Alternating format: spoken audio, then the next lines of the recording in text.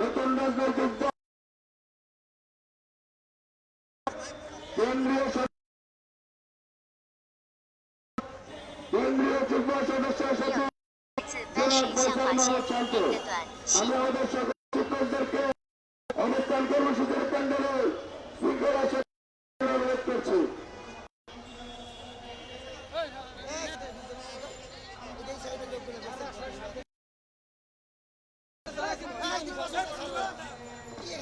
আমাদের কাছে দুই পারের শিক্ষকদেরকে অনুরোধ করছি, আপনারা একটু সামনে বসেন, আপনারা একটু সামনে বসেন।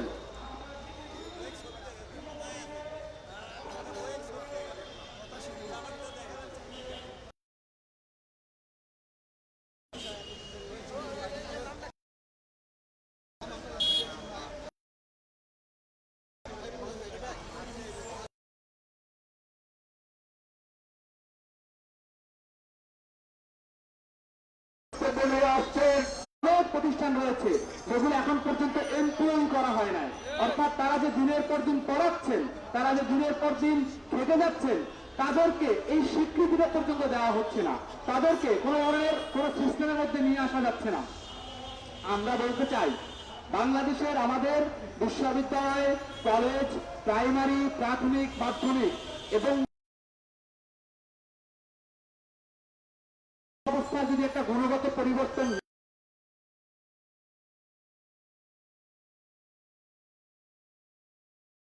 কথা, কিন্তু গ্রামগঞ্জে কি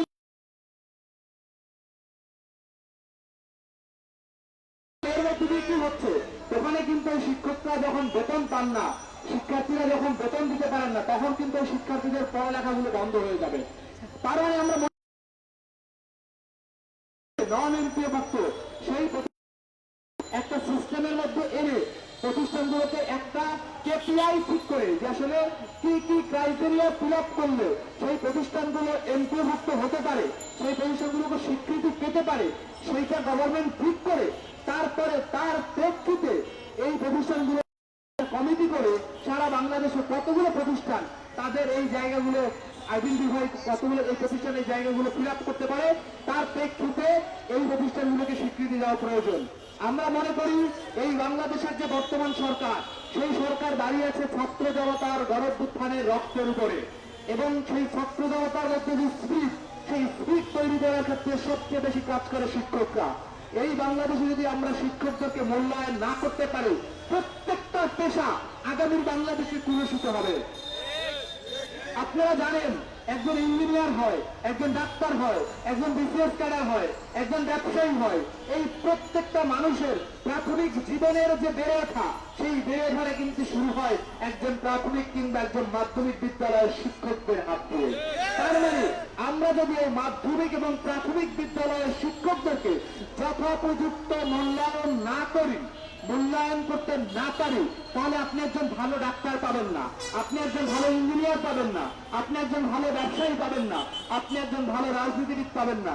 তার মানে আমরা ভালো রাজনীতিবিদ চাইলে আমাদের গ্রামগঞ্জের শিক্ষা প্রতিষ্ঠানগুলোকে যথোপযুক্ত ব্যবস্থার মধ্যে নিয়ে আসতে হবে, তাদেরকে এমন একটা বেতন কাঠামোর মধ্যে নিয়ে আসতে হবে যাতে তারা 3 বেলা খেতে পারে, যাতে একজন শিক্ষকের দিনের পর দিন রাস্তায় বসে থেকে আন্দোলন করতে না হয়, একজন শিক্ষক যেন অন্য কারো দ্বারস্থ হতে না হয়, একজন শিক্ষক যেন নিজে স্বাধীনভাবে ভালোবেসে শিক্ষা পেশাটাকে কার্যক্রমটাকে চালিয়ে যেতে পারে, এরকম একটা বেতন কাঠামো, এরকম একটা ব্যবস্থা আমাদের তৈরি করতে হবে।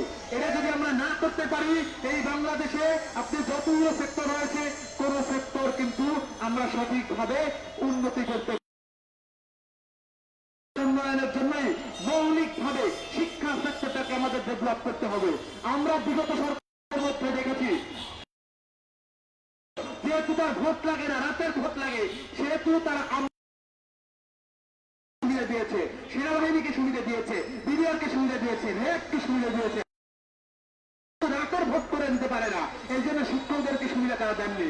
আমরা বলি আগামীর বাংলাদেশে সরকার তৈরি হবে, সেটা হবে জনমানুষের ভোটের সরকার, এবং সেই ভোটের সরকারের জন্য জনমানুষের প্রত্যেকটা এলাকার মানুষের ভাষা এই রাজনীতিবিদদেরকে বুঝতে হবে। প্রত্যেকটা এলাকার মানুষের, প্রত্যেকটা একজন গরিব শিক্ষার্থী যেন পড়তে পারে, একজন গরিব শিক্ষার্থী যেন বিনা টাকায় পড়তে পারে, এই জন্য শিক্ষককে রাষ্ট্রীয়ভাবে বেতন দিতে হবে, রাষ্ট্রীয়ভাবে শিক্ষকদেরকে সম্মান দিতে হবে।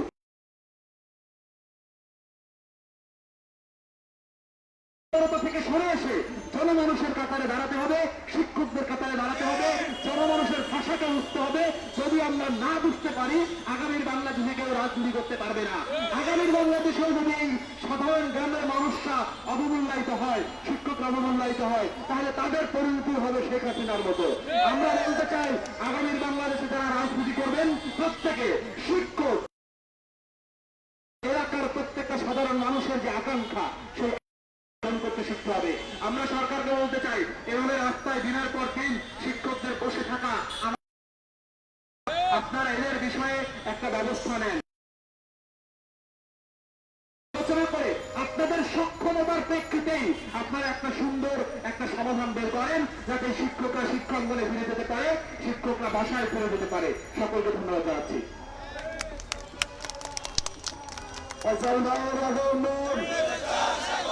শুভেচ্ছা, স্বাগতম। নারকেলের পক্ষ থেকে লাল গোলাপ শুভেচ্ছা।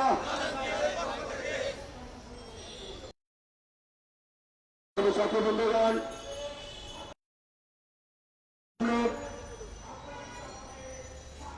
একটি কবিতা আবৃত্তি করছেন